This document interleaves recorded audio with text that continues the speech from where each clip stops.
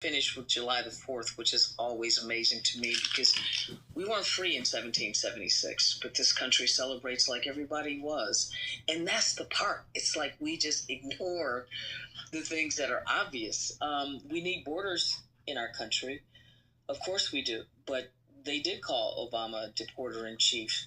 But those are the same people who called him that now praise Trump for being tough on immigration, which is wild. The difference is he used tools that were already in the books. He used expedited removal, which was created under a 1996 law that let the government deport people if they were caught within like 100 miles of the border. And if they couldn't prove they had been here for 2 weeks. So, yes, there was no judge, no hearing, they were just gone. So Obama expanded that tool, especially during the child migrant crisis. Was it legal? Yeah. Was it fair always? Maybe not. But even with that, he tried to balance enforcement with compassion. Of course, he created DACA. I'm just speaking to some of the things that were said and comparing the two earlier. He mostly focused on people who just got here and people with criminal records. He wasn't criminalizing all immigrants or using them as political pawns. Now, of course, we see what's happening with Trump, and it's become a big spectacle. Even family separation became policy. And so the same people who trashed Obama are now clapping for Trump, which is crazy. It's not the message, it's the messenger.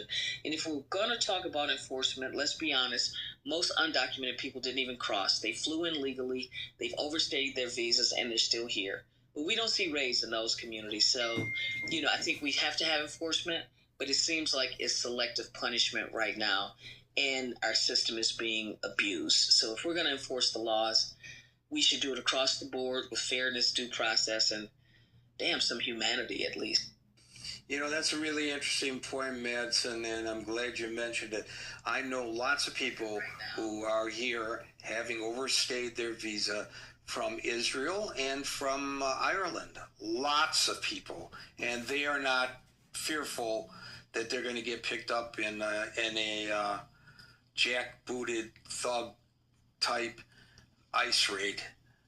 Hiro. I'm walking in the rain in British Columbia. They call it liquid sunshine. Isn't that nice? Yeah, it's un-American. Is the sun out and the rain? No, it's just rain. Oh, okay. I hear the rain.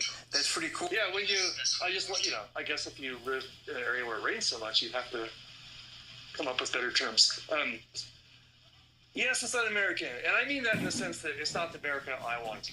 Several people have challenged my notion during this conversation of what American